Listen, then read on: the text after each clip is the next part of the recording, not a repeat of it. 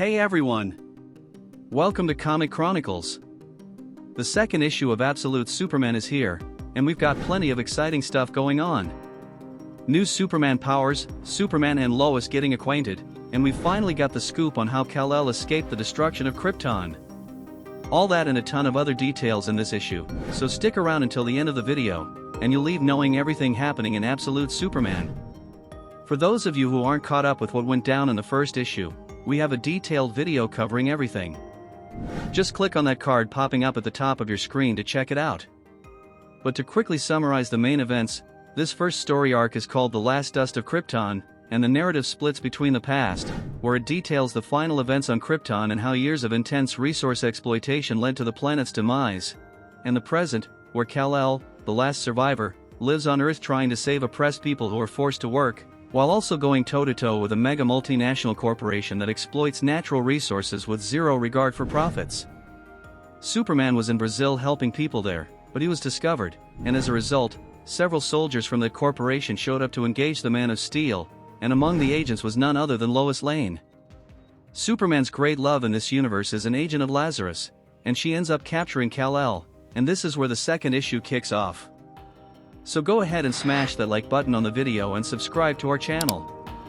This is the best spot for you if you're a fan of comics, movies, series, animations, and everything else involving DC and Marvel heroes. Thanks a ton, and let's dive into the video. The story begins 6 years in the past, on Krypton. Kal-El was taking online classes, and his teacher questioned him about a paper he wrote, asking if it had come from the cleric's luminarium. Kal says he wrote it himself, but his teacher doesn't buy it and insists he wants to talk to him and his parents after class. Back in the present, Superman has been captured by Lois Lane, the agent from Lazarus Corp, which is the mega multinational corporation I mentioned earlier that exploits workers and is solely focused on profits. Kal tries to break the handcuff, but he's weak and vulnerable. Sol, the AI that's part of his suit, wraps around the arms of Superman and Lois Lane as he attempts to free himself from the cuffs, but in addition to Lois shooting at Superman, more soldiers appear to shoot at him, not caring if they hit her or not. To make sure Lois doesn't get hit, Superman protects her and activates his suit's cape, but at this moment, we get a reveal of the cape that's nothing like what we've seen before. Superman's cape isn't made of Kryptonian or earthly fabric. It's actually dust made from Sunstone from Krypton that molds itself to Kal-El's needs. Superman uses the Sunstone dust to hold Lois while he flies away to escape the scene. Meanwhile, Brainiac demands that missiles be launched at Superman, but the hero's cape protects him and Agent Lane. I just want to say I'm digging this idea of Superman's cape. It's really something very different, and at first, you can't help but feel weird about it, but as I read the story, I started to vibe with it. I still think it's odd, but it works within the storyline, it doesn't feel forced. This new cape concept is definitely going to stir up controversy, just like when the Absolute Batman symbol was leaked. I even mentioned back then that when you see the symbol isolated, it's really not great, but when you see the entire uniform, and especially now that we know the functionality of the symbol, you end up buying into it because it's really cool. This Superman cape did the same for me. I was off-put at first but grew to like it. Lois Lane faints from the missile attack, but when she wakes up, she shoots at Superman again, gives her location away to the soldiers, and soon begins arguing with him.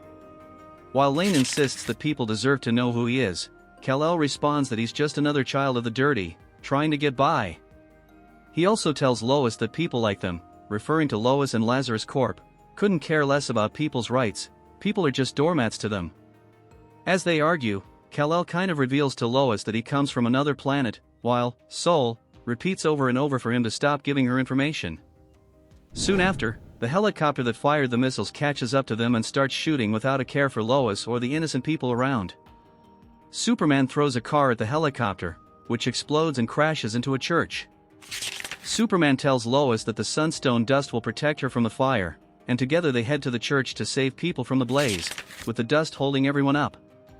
In fact, besides serving as protection, the dust also has regenerative capabilities and treats the injuries of those they save. The idea they had for Superman's cape was really good, I loved it. It was an audacious move, but I liked it a lot. After they help the people, Superman uses his super breath to freeze the church that was on fire. While all this goes down, Lois Lane narrates the story through her report about how she met Superman, stating that initially, she believed his abilities came from the suit, but that's not the case. She also mentions she thinks everything must be new for Superman, so he probably doesn't even know the real extent and limits of his abilities. He's way more than just a guy, he's an unbreakable man. Guys, notice this, Lois Lane has already changed her tune about the Man of Steel. Superman thanks Lois for her help and starts to talk a bit about his planet, but soon after, the dust manages to slip off the cuffs, and Kal-El jets away. After that, Lois gives her statement to Brainiac and tries to say that Superman isn't dangerous despite all his abilities, but Brainiac warps Lois's report and categorizes Superman as a level A threat. Agent Lane doesn't agree at all with how Brainiac's algorithm interpreted her report and decides to write her own report from scratch. Thinking about it, it reminds me a bit of the main Earth Lois Lane. This idea of her writing her report and all. Absolute Lois Lane has a lot of the personality of the main Lois Lane. One detail that left me curious is the fact that Brainiac is an algorithm to Lois, when in reality she was speaking to the actual Brainiac. What if suddenly both Lois and the other Lazarus Corp soldiers don't really know they're actually working for Brainiac and are unaware of his true intentions? It wouldn't make much sense for only Lois to be clueless while the other agents are working for Brainiac, knowing he couldn't care less about Earth's fate. This is just a theory, but one possibility is that Brainiac did some kind of brainwashing on the Lazarus Corp people or something along those lines. That wouldn't be unprecedented since it happened to Bruce Wayne in Superman the Animated Series, where Bruce ended up working for Brainiac after being under mental control. Most recently, we saw this happen with Supergirl and Superman himself in My Adventures with Superman, where we discussed all the secrets, Easter eggs, and details about each episode. You can check it out by clicking on the card that's on your screen. Thinking about it, it could be a pretty plausible theory, so let's wait for the next issues to find out how the battle against Brainiac will unfold, as it seems he's the main villain in this first storyline. The story then goes back to Krypton, 6 years in the past. While Kal-El was playing with Krypto, Jor-El and Lara were working on what seemed to be the dust that Superman has in his suit. The dust was built by Lara when she was just 12 years old, but it works perfectly as a spacesuit and rocket.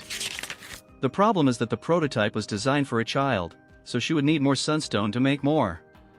Lara comments that even if the clerics listened to Jor-El, it would take years to build ships and get people off Krypton. Jor-El replies that if his predictions are correct, they won't have years for that, so the clerics will need to listen to him, but unfortunately, we already know how this all ends. Basically, this flashback better explains what Superman's dust is. The dust ended up being Kal-El's very vessel to Earth, and since it was designed for a child, it explains why Jor-El and Lara couldn't escape Krypton themselves.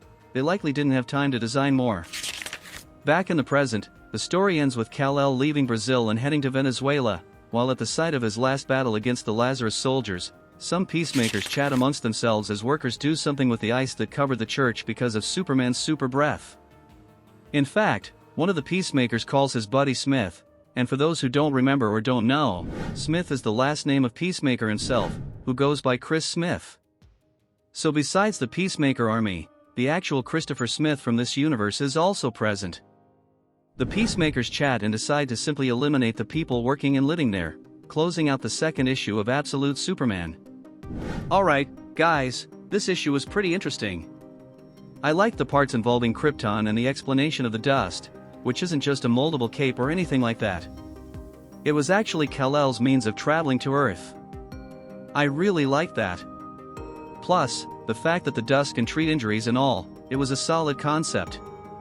Another great detail in this issue is the interaction Kal-El has with Lois Lane. Even though it was presented differently, some aspects still harken back to the Superman and Lois we all know, especially concerning how Lois sees Superman. That was pretty cool. On top of all this, there are elements in the story that draw parallels to our real world, like when Kal-El was at home attending online classes.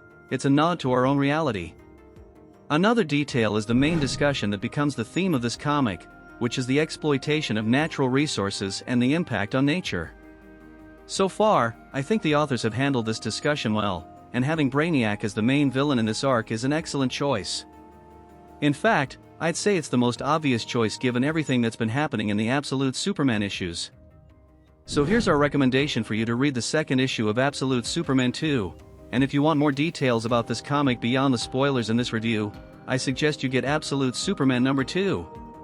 To buy it at a good price, click the link in the description of this video. I'm sure it'll be a great read for you. Now I want to know your opinion. Did you like this story? What are your theories about the upcoming issues? Write in the comments, and to make sure you don't miss the continuation of this story, hit that sphere that's popping up on your screen and subscribe to our channel because I'm going to bring you a video on issue 3 that's on the way. Also, I recommend you check out our review of the first issue of Absolute Superman, with all the plot details. Thanks a bunch, and see you next time.